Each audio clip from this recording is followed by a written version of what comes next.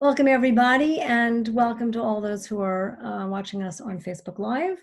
It's wonderful to be together, and I'm just so glad to see everyone and to invite you to Israel with me. So let me tell you what I'm going to be doing over the next little while, a couple minutes, and what I'm not going to be doing.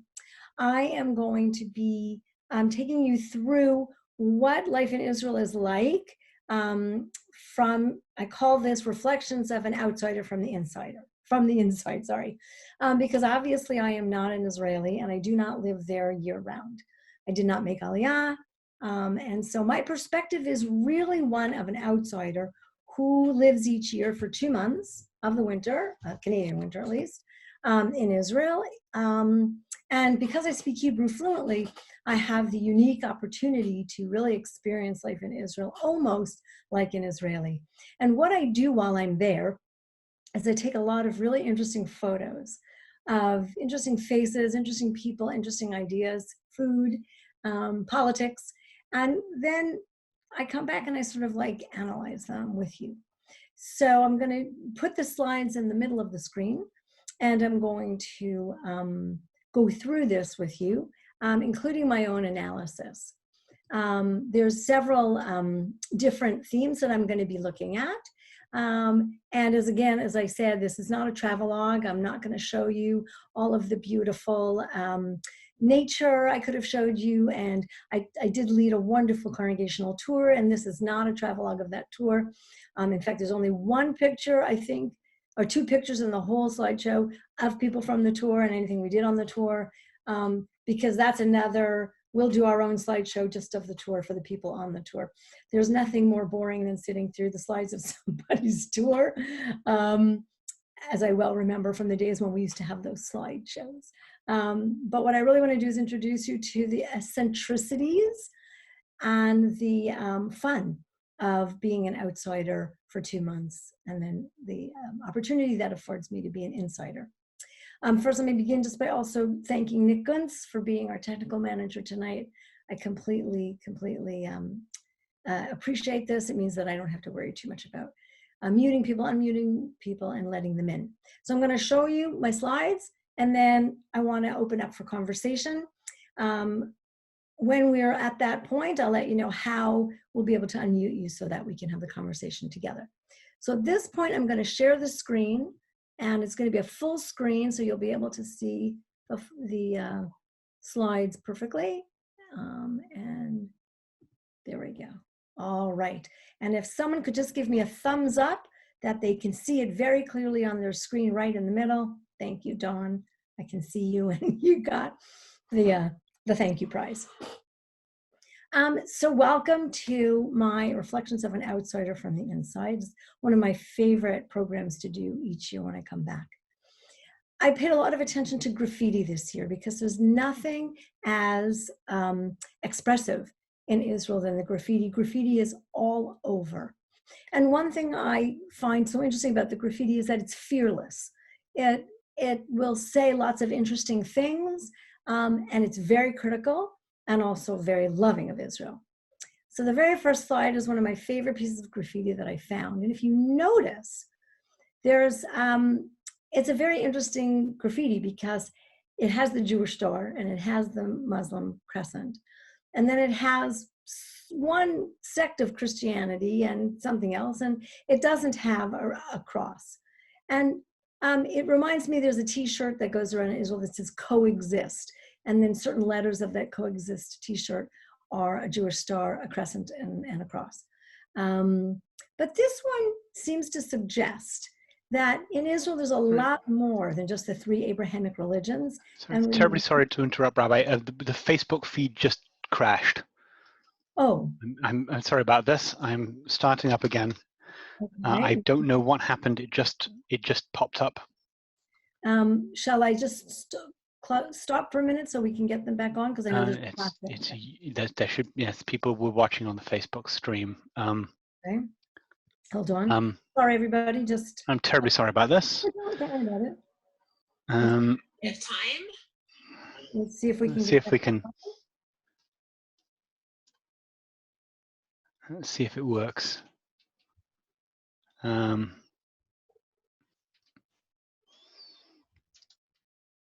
This is the learning of technology, which is frustrating. Yes, I'm terribly sorry about this. It's No, that's most okay. inconvenient. That's okay. Okay. Does it look like, oh, it says live. It looks like we're live. It should be live now, yes. Yes, okay. Okay, we're back on Facebook. Hello, everybody. Sorry to have crashed you. So here's our first slide again. I think it helps us place into context that Israel as a very secular community also has many, many, many, many, many more than the three Abrahamic religions represented. And I think people were, this graffiti artist wanted to make sure that we knew that. Now, for me, it's all about, is it Jerusalem or is it Tel Aviv? And this is an ongoing competition between the two cities. If you want to see Israel as a religious holy site, as a place where there are many ruins and many religions represented and lots of religious experiences, then you need to be in Jerusalem. If you want to see Israel as a very modern, cosmopolitan, Western, secular, culturally Jewish place, then you need to be in Tel Aviv. Now, Israelis will say that Jerusalem is another country, or they will say it, Tel Aviv is another country. They just say, Zet Medina Acheret, when you're talking about one or the other. And it's a fun sort of competition. People will say, Jerusalem is about kippot, Tel Aviv is about bikinis. But the beauty of Israel is that it's both. And the beauty of Israel is that both of these cities are in opposition, both complete flavors of Israel. So this is one of my favorite signs that actually expresses this in a perfect way. So there is a saying from the Bible that says, if I forget thee, O Jerusalem, let my right hand lose its cunning. Let my tongue cleave to the roof of my mouth, if I do not put you, Jerusalem, above all my greatest joys. And the thing about Israeli graffiti is that it does use verses from the Bible irreverently, and it's part of the great graffiti art of Israel. So this says in Hebrew, Im eshkachech Yerushalayim, if I forget thee, O Jerusalem, and that's the way the verse in the Bible starts, Ze biglal Tel Aviv. It's because of Tel Aviv. It's just the perfect way for us to see this competition between the two cities. Now, what does make Tel Aviv so uniquely Israeli and so uniquely Tel Avivi? And this is an example of these two signs give you an example. I don't know if you know that Tel Aviv is now considered, next to Berlin, the vegan capital of the world. It depends on who you ask, but people say that somewhere about between 10 and 20% of all of Tel Aviv are people who are vegans. Every single restaurant in Tel Aviv will say vegan friendly. And I put this sign up because this wasn't a vegan restaurant. This was actually a hamburger joint. But the difference between, for example, Jerusalem and Tel Aviv would be that in Jerusalem it would say kosher, and in Tel Aviv it's going to say vegan friendly. And if you looked at the slide to your left, it's really a special piece of graffiti. So again, we take Torah verses and we play with them.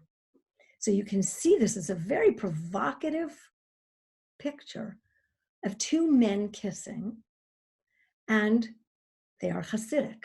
You can see from the stroimel, and you can see from the side curls, the peyot of the one on the right, and the stroimel or the hat on the one from the left. Also, he has a big beard.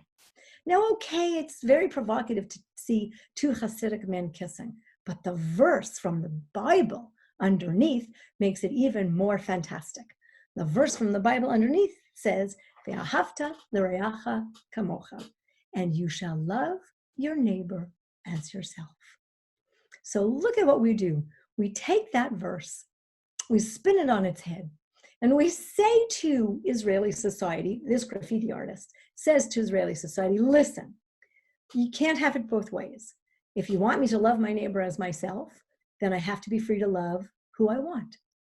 And if I'm free to love who I want, then all sectors of society, religious and secular, have to be free to love whoever they want. And this, of course, you should know that this graffiti is very provocative, very controversial, and very popular. We saw it in several different places in the streets of Tel Aviv. Now, yes, we were there right before the third election. And before I finished preparing this slideshow, I want to just tell you the truth, that the name of this slideshow was the name of this slide was the crazy third election. But I did take that down because Israeli politics are extremely complicated and extremely interesting. You know, there are many, way too many parties. The parties amalgamated into blocks, and you must get a majority to be in the government. And you know some of these faces, you know some of these names. But what was so interesting was the spin campaign. Now remember, I was there in January and February. The election was March 2nd. We actually left on March 2nd, or I think the election might have been March 3rd. I might be confusing it. I mean, we actually left. It was a day off for Israelis. Israelis were, in the main, exhausted from both the campaigning and from the fact that it was a third election. Many Israelis we spoke to were not planning to vote. Many Israelis we spoke to were planning to take the day off and go to the beach or go somewhere else. It was before coronavirus, because it was a day off of work and a day off of school in the middle of the week, which for Israelis who work a 6-day week, they do not have a 5-day week. Remember, they work on Sundays. Sundays is a regular work day in Israel. To get a day off in the middle of the week was really phenomenal. In fact, if I remember correctly, the election was on a Thursday, and so it made a long weekend. So I knew Israelis who were very politically active, very politically astute, and very politically involved, who said, the heck with this third election, we're going to Cyprus, right? Which is just a hop, skip, and jump away by airplane. Great beaches, Greek food, you know, and they were not staying around. As a result, you saw what happened with the election. It was pretty insane. What I want to show you is just some of the election signs, which were so interesting. So Lieberman had a spin campaign that he is the liberal, he is the secular Jew, but he will guard the rights of everybody. So this says Lieberman will guard a liberal Israel. So we shouldn't think of the Liberal Party the way we think of the Liberal Party in Canada, because that's not the name of one of the parties. Now, here's some of my favorites. So we'll start from the upper right. Netanyahu, Liga Acheret. Netanyahu is another league, and of course, with Trump. So you can interpret that however you wish. Right underneath it, you see this very provocative election campaign sign. It says, Rak Yemina Chazaka Tid'ag Lahachil Ribonut. Only a strong right wing will get us where we need, will worry about our greatness, continuing our greatness. But what I really want to concentrate is in those first 3 words. We need a strong right wing. Now, I want you to look very carefully at that election sign.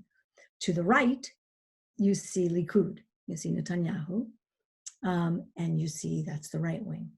To the left, you see the word in red, Smola, which means the left.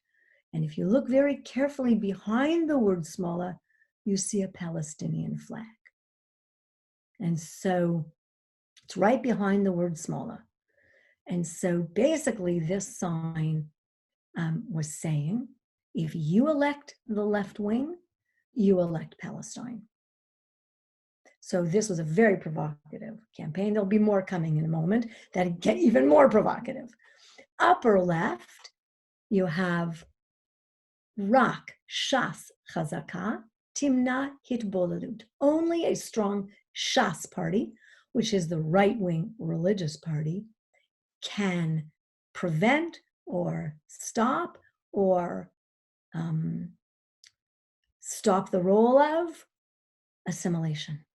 Only a strong Shas party, only a strong religious right can slow down the effects of assimilation. So the election becomes not only a political arena, but it becomes a religious arena, that you have to elect Shas if you want your children to marry Jews. If you want to elect Shas if you want there to be less assimilation of Israelis.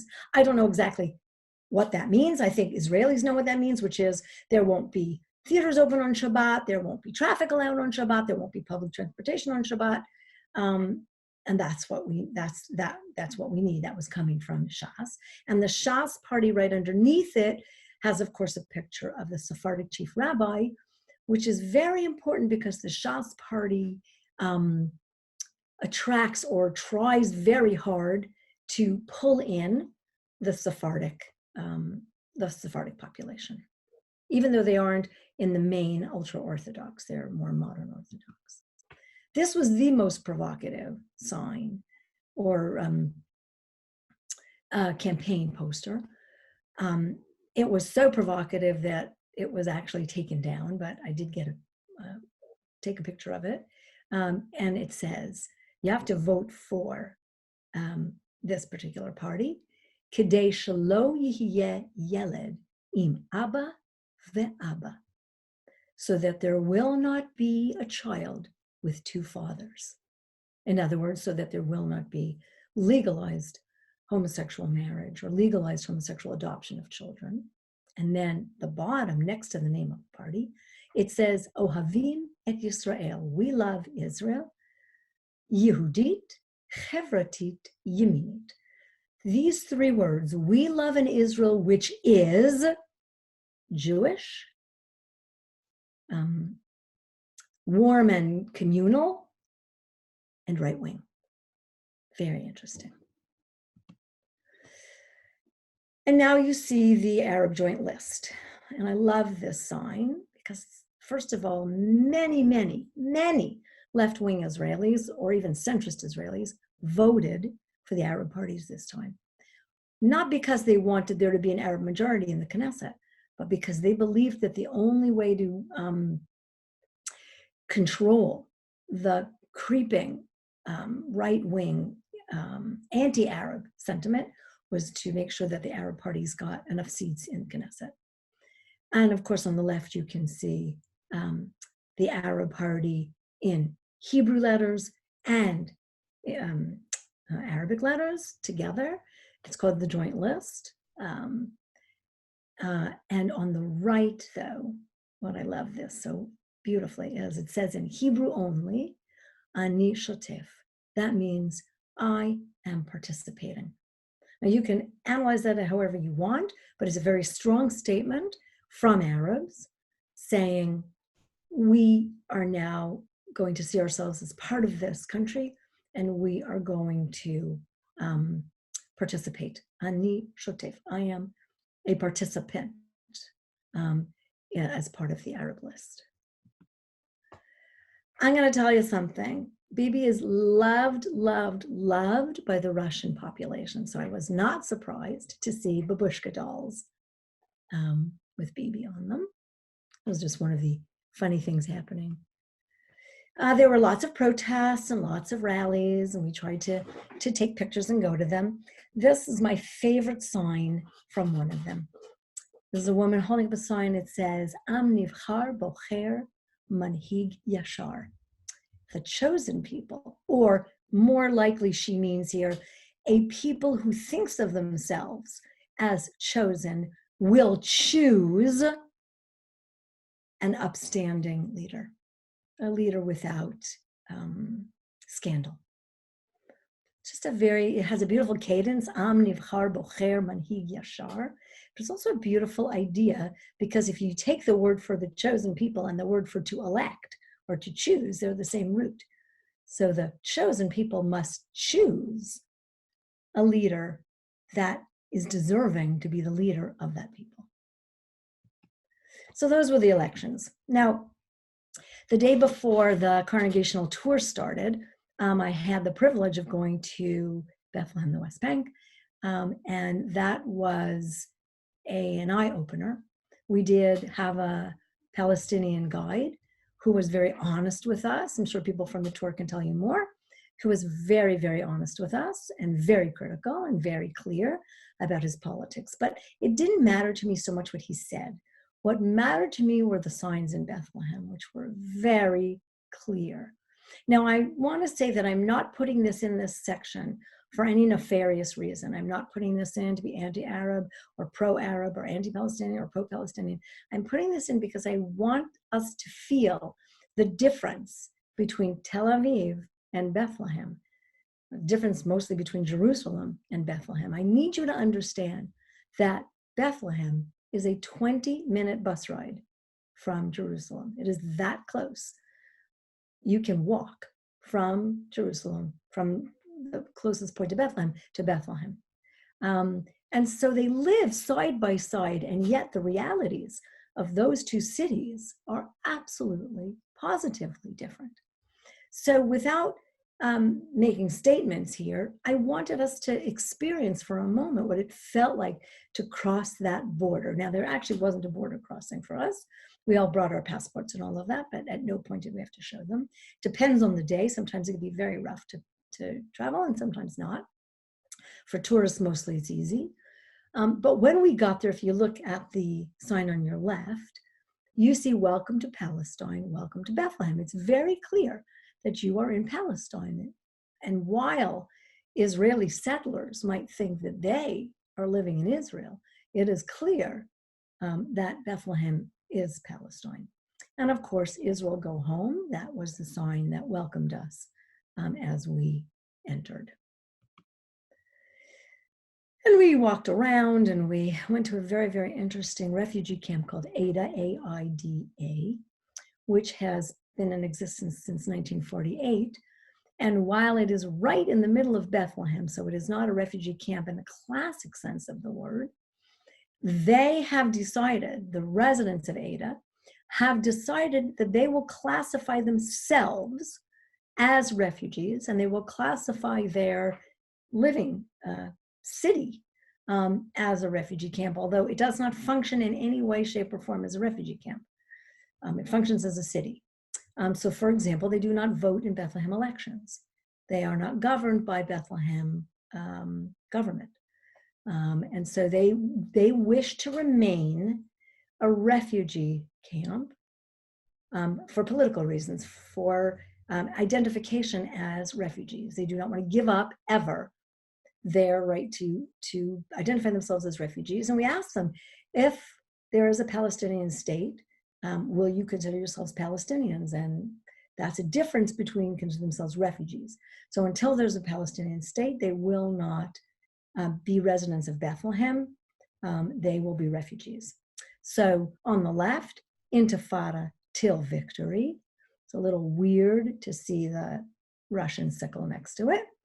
And to the right, this is a schoolyard in Bethlehem with a map of Palestine, which of course is the map also of Israel. So it was a little bit of a shock and important for us to see what people in Bethlehem, 20 minutes from Jerusalem, are experiencing in their lives. And people ask me now, how is the economy? So I think the answer to that question cannot be better said than these two slides. So the slide, those of you who know Hebrew are already laughing. The slide on the right, you know how we have dollar stores here, right? And it's the sign on the stores is everything $1, right? So in Israel, they have 10 shekel stores, right? But this store was making a political or economic statement, and it says pachot me'elef. Everything in this store is less than 1,000 shekels. So its idea was trying to say the economy here is so bad, so complicated, that you can't buy anything anymore for less than 1,000 shekels. But the graffiti on the left is really, really profound. So if you look on the top, you can see a hay the Hebrew letter Hey with a little bit of a slash or dash. And that is the way that people write God, Hashem. Hey with a little chichik is the way that people write God. And now look down how the image of the religious word for God turns into the symbol on the bottom of the shekel. God becomes the shekel. We worship money. And the graffiti artist was trying to tell us that we have turned God into the shekel. And we have to be careful with how we see ourselves economically. Very interesting stuff. All right, what in everyday life is uniquely Israeli about Israel? A couple of fun slides here. First of all, this is a table of kippot. Every one of them is a team from the United States. Oh, there's probably some Canadian teams in there too. And to me, the idea of a team kippah is the answer to what makes Israel uniquely Jewish.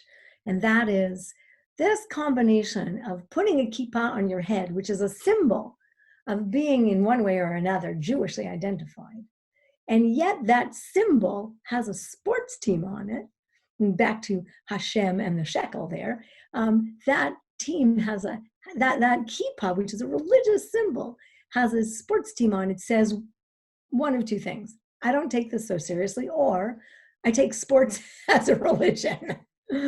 Or isn't it cool that our religious garments can be secularized, if you will, so that we have fun and we feel good about wearing them?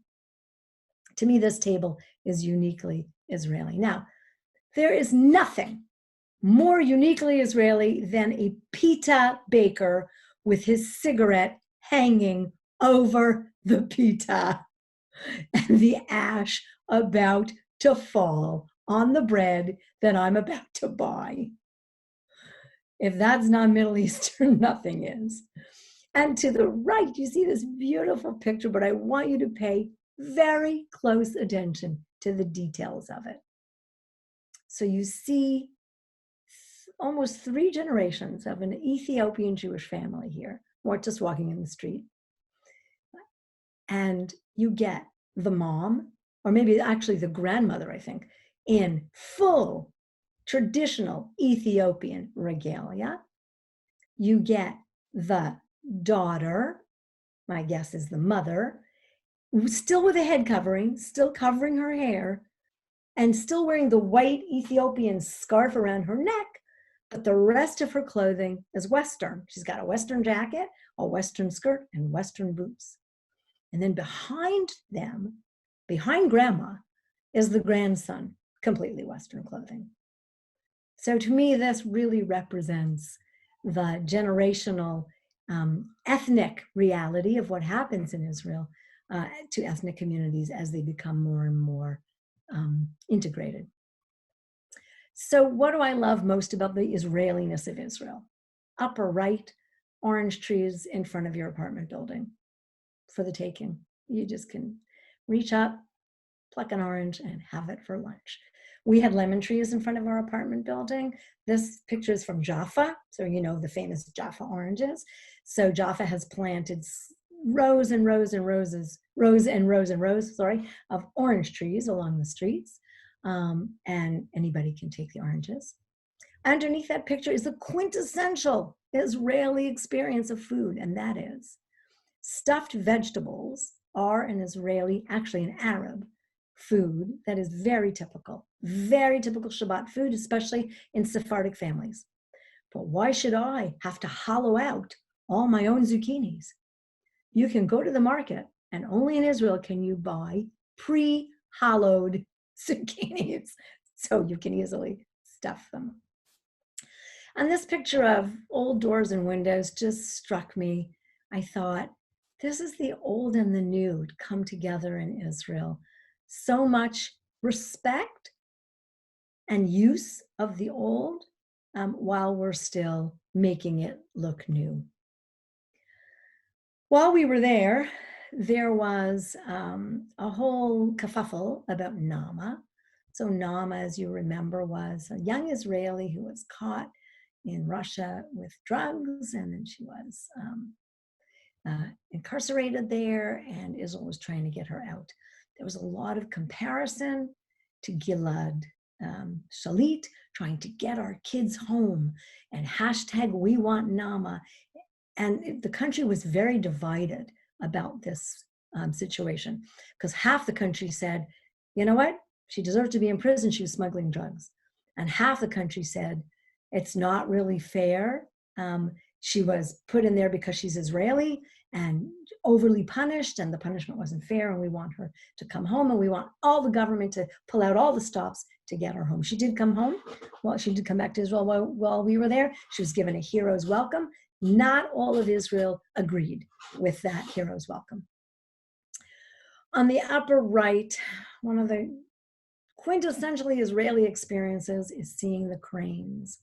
So at the end of February, Israel experiences thousands and thousands and thousands of cranes. There are these huge, noisy birds, and they fly over up north in the Hula Valley. And we were very lucky to have some in our backyard in the place that we stayed up north. And on the bottom right is a quintessential Israeli experience as well. If you go to a restaurant in Israel, it will be very unusual if you do not get offered a shot of ouzo at one point in the evening by a lovely waitress who will be singing or shouting or saying l'chaim to everybody. She will have a shot with every table. And that is a very typical and normal Israeli experience. 3 wacky and wonderful things. On the upper right, if you read Hebrew, I want you to read what the Hebrew says. Try and figure out. I don't know. Nick, do we have the chat function on? Because I can't get to it. Yes, chat should be working for everybody. Okay, can I ask you, because I can't get to the chat function, can I ask someone to put on the chat function what they think the word on the right next to food says? And Nick, you read it out. 2 people have said drugstore. Correct. So here's modern Hebrew. What is the word for drugstore in Hebrew? It should be Beit Mirkachat. No. The word in modern Hebrew for drugstore is drugstore. But it's very funny that it doesn't say that in English. It says food. On the bottom, you're going to see something that only an Israeli could have invented. This is called Belgian falafel. Now, looks like a waffle on the outside, doesn't it? That is falafel balls in the shape of a waffle, and everything you would put in your pita, you now put in the falafel waffle. Your salad, your tahina, your pickles, your fries. It's a gluten-free falafel, and we just were very taken by it. And on the left is slapped onto a poster of some sort, but I love it. It says, friend, you chaver atat sofer zelo ozer. It's great Hebrew. Friend, you are pressing on your horn and it's not helping. Just a reminder of Israeli drivers. Now, where else would you see a fully dressed chassid with a fully dressed Hasidic puppet singing Hasidic songs, miming Hasidic songs on the street? Just thought this was such a great sight. And a very important window. So this window has both Hebrew and Arabic signs. So I don't know if in this house it's a Palestinian Arab Israeli family. I don't know if it's a mixed family. I don't know if they're Israeli Arabs, but all of the signs say the same thing. It's enough. Enough violence, no more violence. We've had it up to here, Ad Kan, meaning we've had it up to here. We have to live together.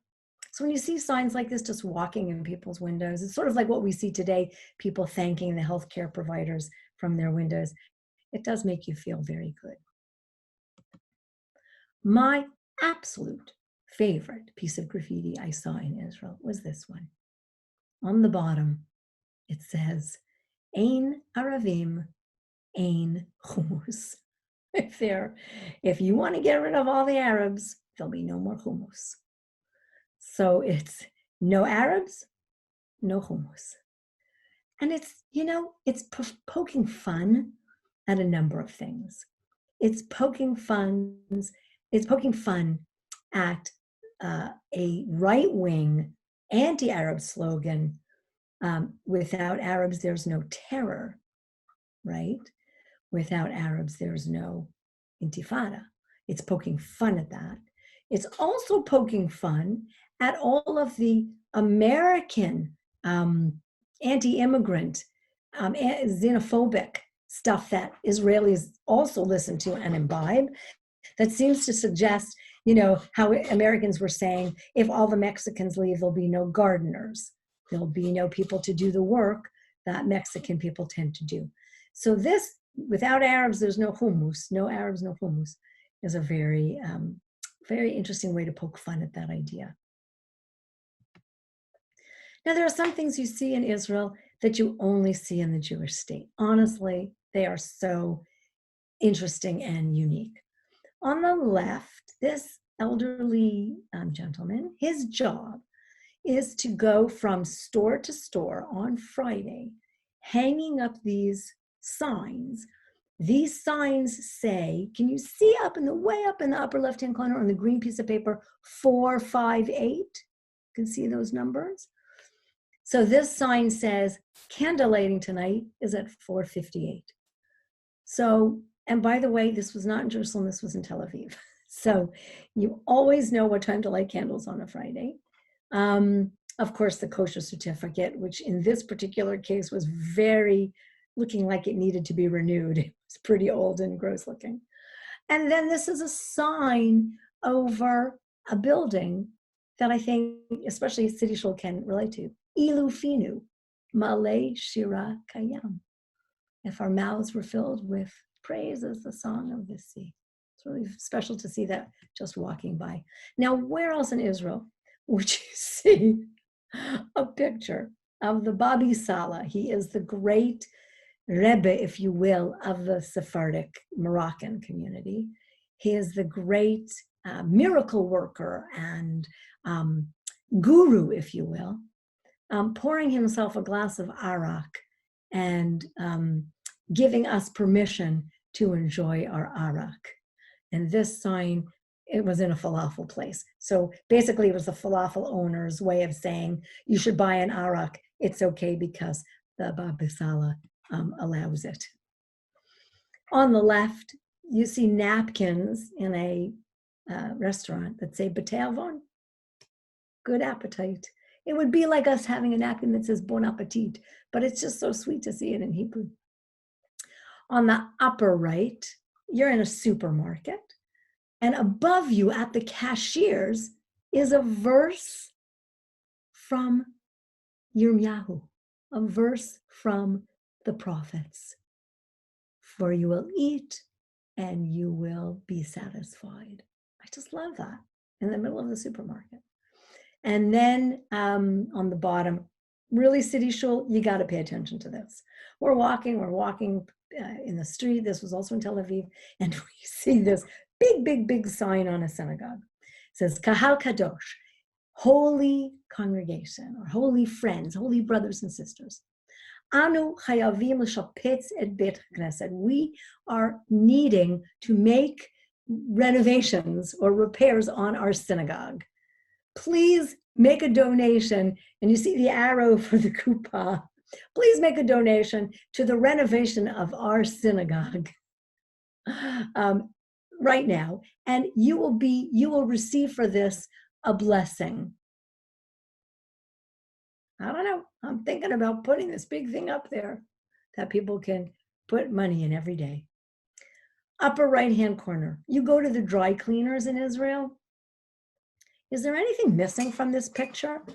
Anybody notice the colors in this picture? This dry cleaners is in a religious neighborhood, and everything he dry cleans is either black or white. No colors anywhere in this dry cleaner. Underneath, I love that Chabad felt that it had to be in a place where there was so little Jewish life.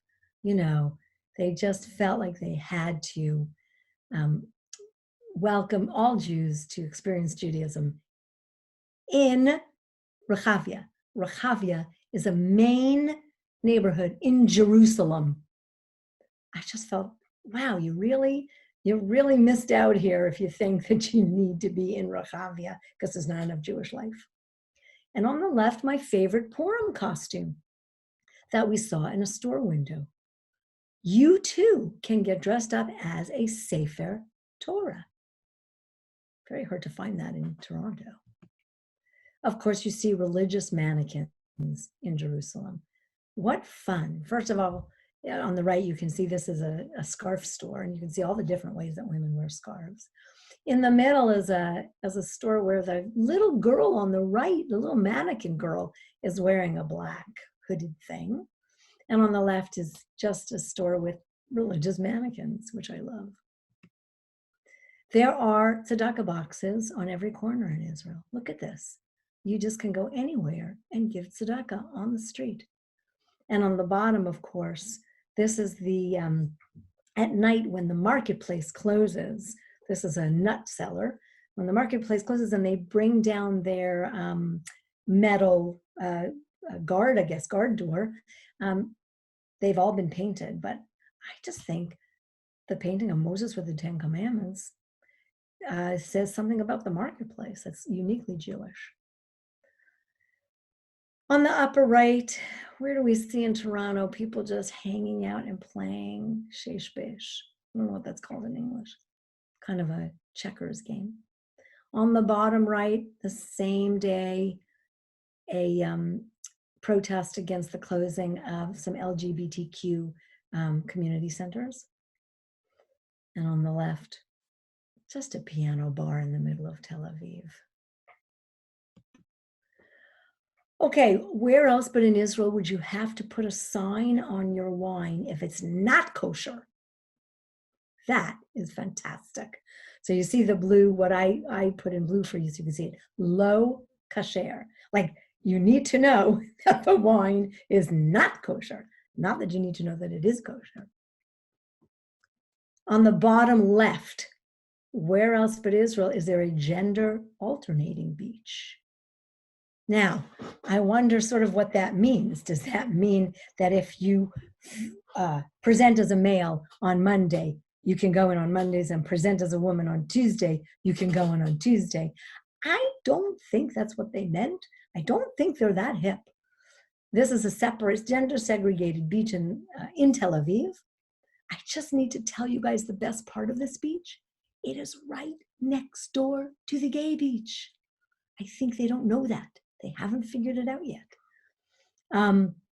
Above that picture, one of my favorite things in Tel Aviv right now is these are benches, and this is truly a Jewish state. In the middle of the bench, there's a table for you to put your food down so that you can sit on the bench and not have to eat on your lap. This is a nation of Jewish mothers who are always worried that you should be able to eat. And of course, on the right, a water tower with a menorah on the top. There is nothing that says Israel more to me than the word balagan, which means a mess, a chaos, craziness. But this is the balagan Asian market, which means that by now, the Asian people who have moved to Israel and opened up this market know that the word balagan is the national word of Israel. I just think that is a terrific example of ethnic assimilation, ethnic acculturation. This is called What the Heck section. Now, I don't know about you, but I've been to Israel a lot, and I have never seen so much Christmas stuff. It used to be very, very unusual to see any Christmas decorations in Israel at all. And we saw them all over Tel Aviv. They used to be only in the Russian sections or the Russian stores, because Russians have a very long and celebrated, Russian Jews, history of having Christmas trees, which they call winter trees, which are usually put up in January, not even in December. But we felt that along with Valentine's Day, Tel Aviv is embracing a secular understanding of winter holidays to include Christmas. We found it very interesting. In my what the heck section, upper right, home of the BLT, and that means BLT. This is a restaurant that's very proud to serve bacon. On the bottom right, it's not that it's called We Love Plants, and it's not that it's called the Urban Plant Shop. It's just that there was absolutely no Hebrew on this entire window. No Hebrew at all. You see opening hours, Sunday to Thursday, We Love Plants, Urban Plant Shop. There's a store in Tel Aviv without a single Hebrew letter on its front. And of course, who is the proud goy? I don't know, but I thought that graffiti artist had something to say. This, my friends, is a real what the heck experience. I don't know how much you know, but there's about this. There's a very small, very marginal sect of ultra-Orthodox Haredim whose women wear the burqa. They wear a full black, including a face mask with only the eyes open. And it has many, many layers, as you can see from the woman on the left. It's very hard to get a picture, and it's very unusual to see these women on the street. Very unusual. This was actually just after I had come from the Western Wall. It's right outside the Western Wall. And I could not believe I actually saw one of these women from the sect. And I was like, I have to take a picture. So I couldn't get close, and I did the best I could. But you can see her hand is visible because she's actually on a cell phone, which I thought was incredibly weird. But you can see that she's wearing a full black scarfy thing on top of another black shirt, on top of another black layer, on top of a long black skirt. So she's got at least 4 or 5 black layers on. Her face was completely covered, completely covered. You could only see her eyes, and you can see better on the photo on the right. Now, when I first saw her, I said, oh, this must be an Arab woman. But then I saw that she was walking with her Hasidic husband, as you can see on the right. So I knew then that this is a member of this very, very right-wing, very marginal sect. I want you to know it's very small and very much misunderstood and very much maligned and very problematic.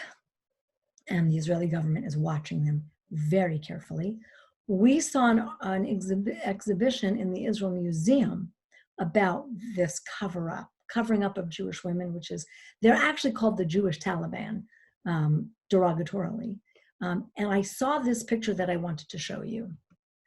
Now, this is not anything I saw. This is a photograph from the exhibit in the Israel Museum about these women. You can see you can see how fully covered the Jewish woman is. But what's so interesting about this fantastic photo, this was taken in Mea Shearim, in the ultra-Orthodox Haredi neighborhood. You see the 2 ultra-Orthodox women taking a picture of this woman and looking at her like she is crazy. So imagine if an ultra-Orthodox woman is looking at this super, super, uber ultra-Orthodox woman and saying, that is too far. And my last, in the what the heck section is, in Tel Aviv, there's a lot of Thai massage.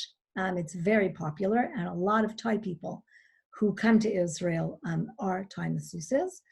On the left, you see an advertisement for, I just like to juxtapose these. You see an advertisement for rooms by the hour, right? The most beautiful rooms in Israel, it says, that you can rent by the hour, and then a little ahava on the bottom for love only. And then on the right, when we went in to get a Thai massage, the sign that welcomed us, massage only. Don't get any other ideas about what is going on in this massage parlor. I want to take you to Women of the Wall. I was there twice, once for Shvat and once for Adar, the Hebrew month of Shvat and the Hebrew month of Adar. Every month that we go there is different. Sometimes it is difficult, sometimes it is challenging, sometimes it is beautiful, sometimes it is spiritual. It is different every month.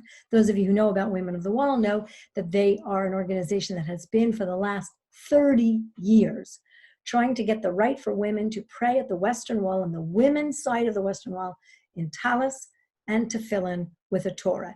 3 T's, talis, tefillin, and Torah. They come in every month on Rosh Chodesh, on the new moon, with talis and tefillin, and they try and get a Torah in. About 70% of the time, the Torah is turned away by the guards, and they cannot get the Torah in, and they do not get to read from the Torah.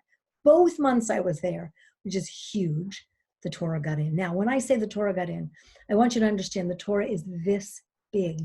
It is tiny. It is the tiniest Torah I have ever seen. And it is snuck in somebody's shoulder bag. And so since you have to put everything through a metal detector and put everything through an X-ray machine, it often gets caught. Sometimes it doesn't.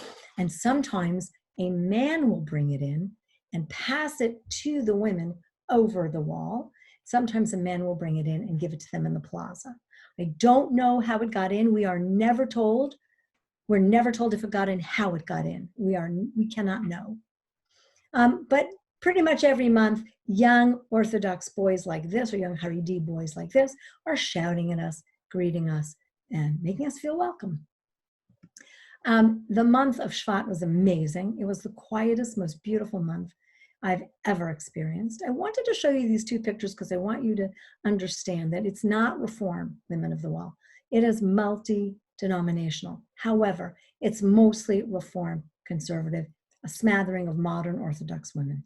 But Orthodox women definitely obstruct us. They do not want us there. So on the left is a picture of this all in black woman, and she comes every month trying to convince Women of the Wall not to come. And this is a beautiful picture because the woman on the right with her hand around her is one of the organizers of Women of the Wall. She is a Reform cantor. And she just takes this woman with all her anger and all her rage, and she just puts her hand around her and just walks down to the Western Wall with her saying, I hear you, but we're still going to do it this month. I hear you, but we're going to pray this month. You're welcome to join us if you want. And she diffuses all this woman's rage. It's quite extraordinary to watch. And the picture on the right is the woman who was standing next to me the whole time.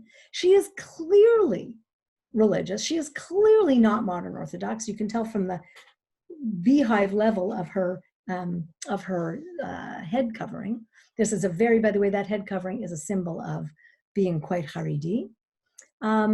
She stood next to me with her own prayer book the whole time in the circle of these women. And I kept wanting to ask her, are you really praying with us or are you praying against us? She was doing her own little Orthodox service, but she was standing and praying with us. And I thought to myself, if you're praying with us, you're making a statement, which is, I want to be like this, even though I can't. So I'm just going to, or she was praying against us, praying for our souls. I do not know. So what also greets us almost every month on the left is this woman who wears what appears to be a talis, but it's not. It's just a white sheet. And it says, I will cover myself in sackcloth and ashes. On the upper right, can you see the woman with the glasses sort of peering over? She is a woman that screamed at us the entire service, just screamed at us the entire time.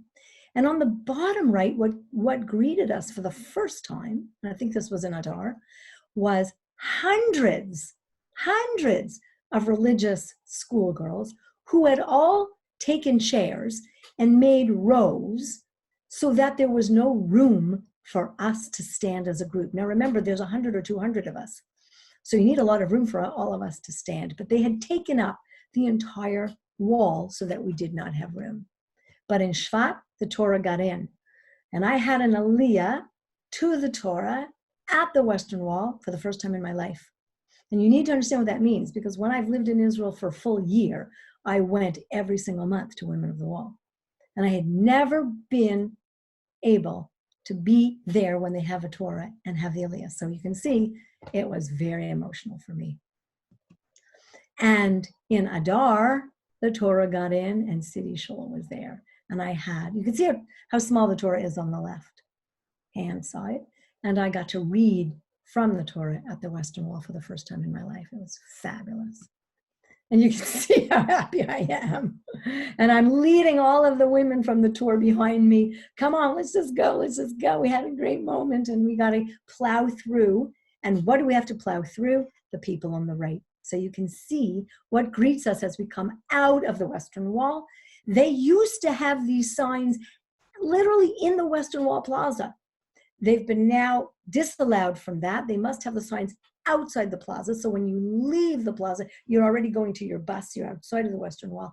These signs greeted us. Reform denies the Torah and all Jewish traditions. So the ultra-Orthodox have decided that Women of the Wall is Reform. It doesn't matter whether we are or not.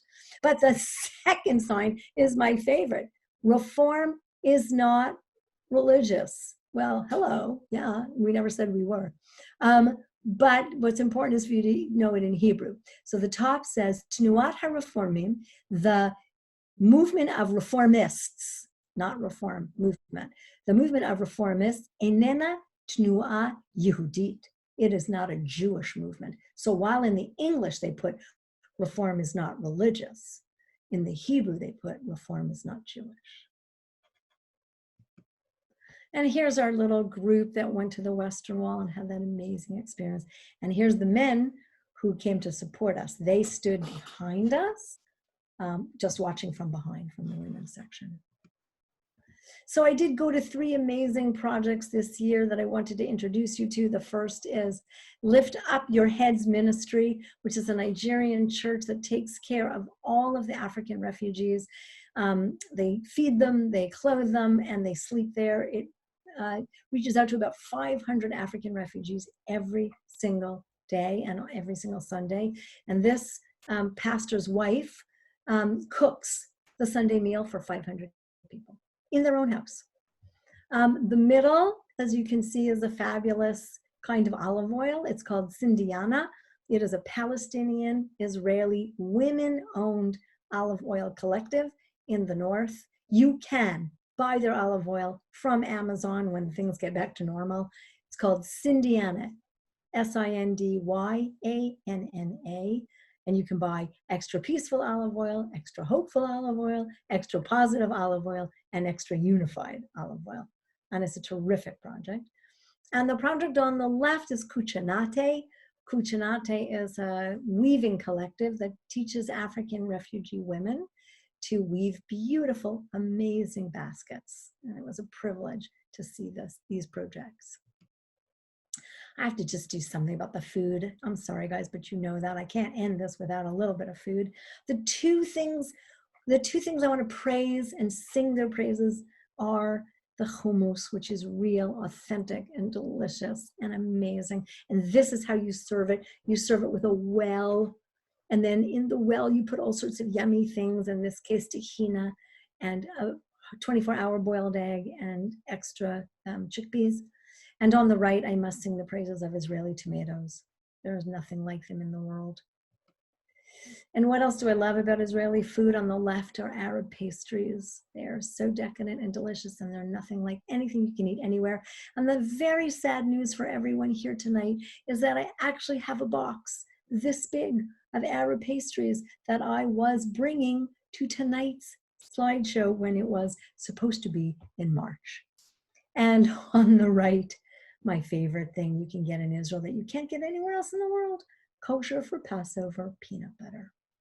Only for Sephardim, of course, or those who eat ketan yogurt. The amazing goat's cheese, the amazing olive oil. This on the bottom right is an olive oil family that's been doing it, as you can see, 150 years of olive oil in the same family. And above them, the oldest olive trees we've ever seen, thousands and thousands of years old. It was amazing, a privilege to be able to stand among those trees. My favorite names of stores on the upper right, a bakery called Hamotzi Lechem. What a great name for a bakery. On the bottom, a bar that serves this great drink called holy water. And on the left, a store whose name is Kan Sagor B'Shabbat, Shabbat Shalom. The name of the store is, this store is closed on Shabbat. That's the name of the store. I love it. Where else can you get etrog gin? Etrog infused gin was fantastic. And where else can you get wine with the name Derech Eretz? Now, the word Derech Eretz in Hebrew means good manners. So we love bringing a bottle of wine to our Israeli friends and saying, just what you need, good manners. Wine called good manners. Of course, the sunset skies, nothing like them in the world. You don't have to go to the Caribbean. This is the view of the sunset from 2 blocks away from my apartment. I just want to end with some familiar faces. I got the opportunity to see every one of City Shul's Shinshinim, every one of them. This group came for Shabbat lunch to our apartment. It was just so fantastic. You remember them all. We saw them all. We had experiences with all of them.